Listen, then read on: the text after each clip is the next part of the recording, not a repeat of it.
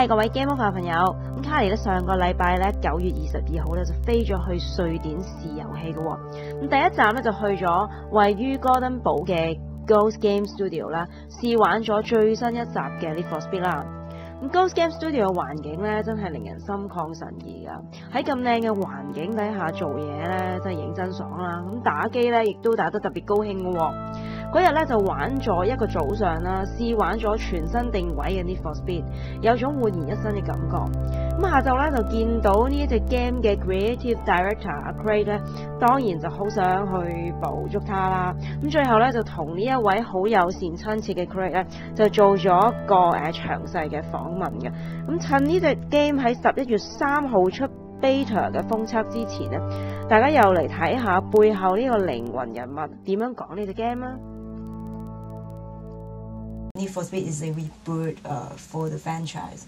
Why did you decide to do a full reboot instead of another sequel to Most Wanted or Underground? It's Need for Speed has been around for 20 years, and I've been lucky enough to have made, this is my fourth one now, and I've played all of them.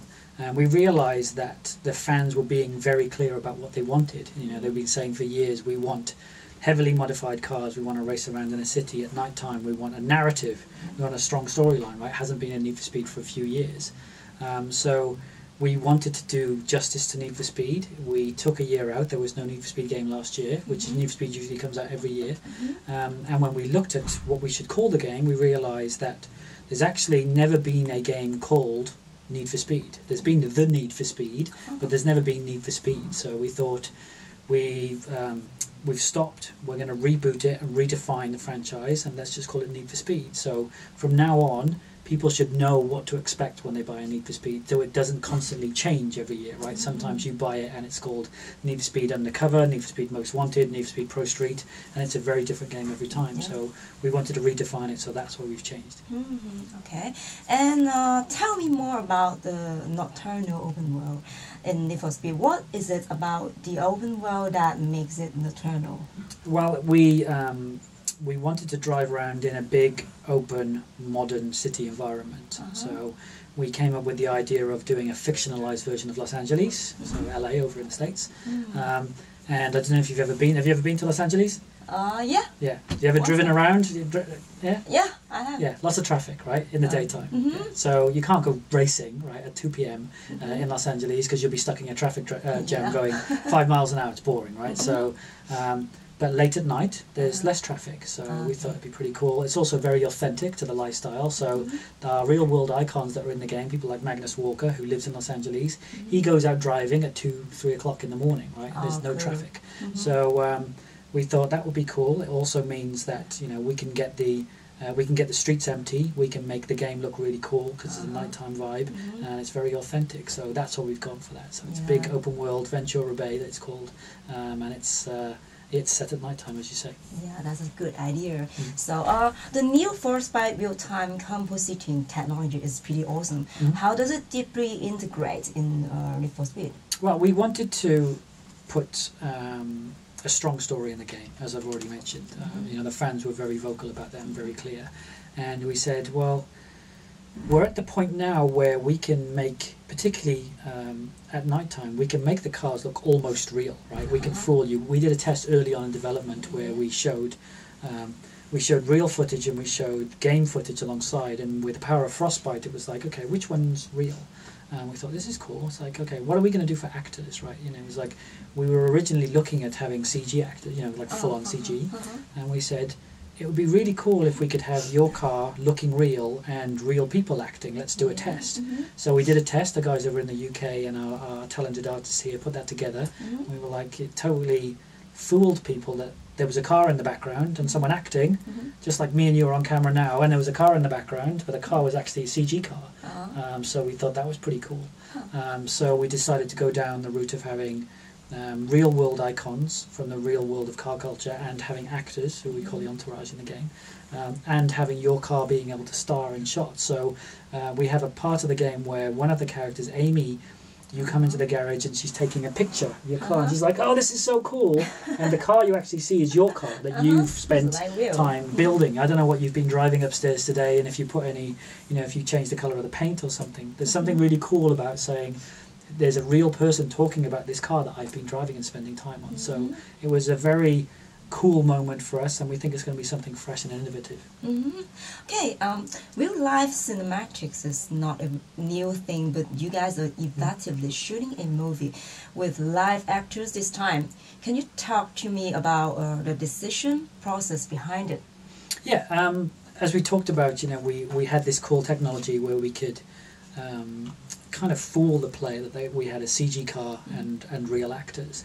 But in doing so and in bringing a strong narrative to Need for Speed, we realised that we had to film, there's over 60 minutes of footage in the game, well over 60 minutes. That's a movie, right? You know, so, and that's, we're pretty good at making games, so it's, it's not a simple thing to say we're going to go out and do 60 minutes of, grade A quality footage. So we partnered up with a production company called Pulse, based over in the UK, and we work very closely with them, and our scriptwriter and our, senior art director, and a lot of guys got really involved with stuff, and we ended up with this first-person point of view, where you play you don't play an actor, you don't play Johnny Wheels or Billy Speed, you play you. Everything seen through your eyes, and we're moving around, and we have these actors acting towards you through 60 minutes of footage in the game, telling the story of Need for Speed. So it's just something really cool, and we think our fans are really going to like it.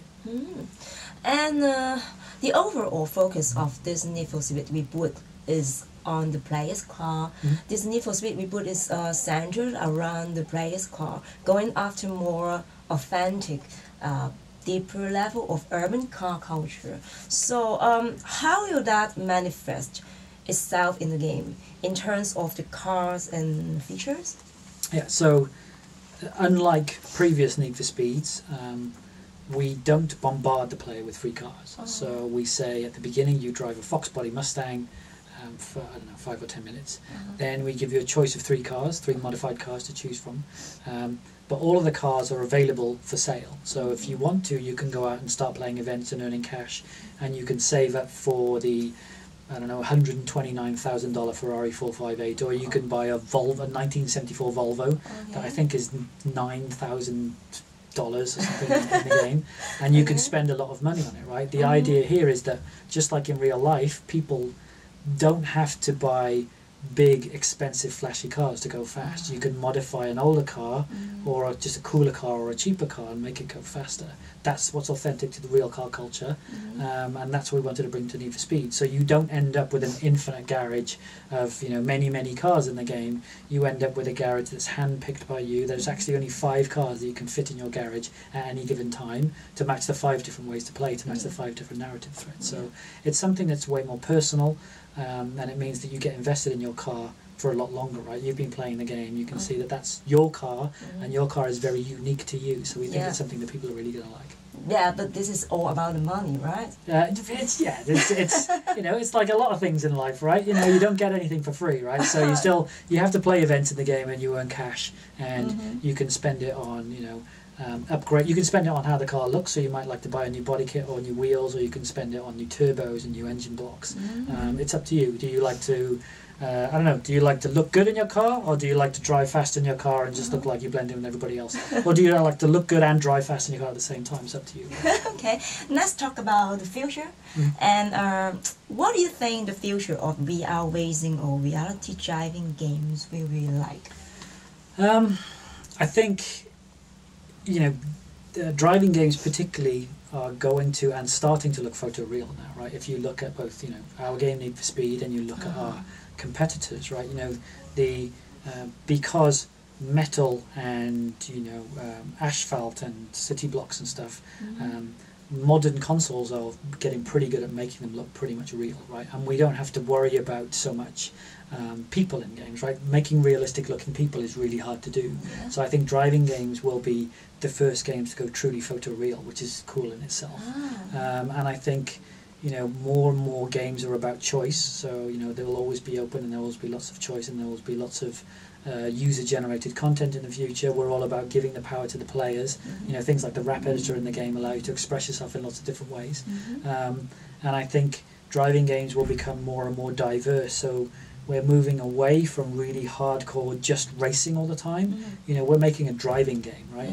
It's not just a racing game. There's racing in it, which is really cool, but you can also just drive around and have some fun. So I think driving games will go broader, and I think, particularly in Need for Speed's example, we'll have cooler and more integrated kind of stories and narrative in the game, and something that's really interesting, rather than just saying, go out and drift to save the world, or race to avenge your dead brother, right? It's kind of, we'll have some really cool elements in there that I think are true to driving culture and authentic and still interesting to drive and play. Nice. Okay. Thank you, your time. Thank you. Thank you. Thank you. There's some top-grade talent in town who's ready to make history. But this is the next level. Go on. Take it and learn. Magnus Walker's in town, and we smashed that legendary running phase, and they'll have to come back at us. Check this. I saw you guys doing some fast runs out there. It was real impressive. You know about Ken Block, right? I've known it for days, so we gonna recreate Ken's run, move for move. Travis mentioned you worked a couple cars yourself. That's cool. Use whatever tool you want. I want it ready for Nakai-san to see before he leaves the city. I'm talking stupid power. What kind of crew are you running with these days, huh? They call themselves Risky Devil. Seen your moves. Killing it. Everybody loves an outlaw. Someone fighting against the system.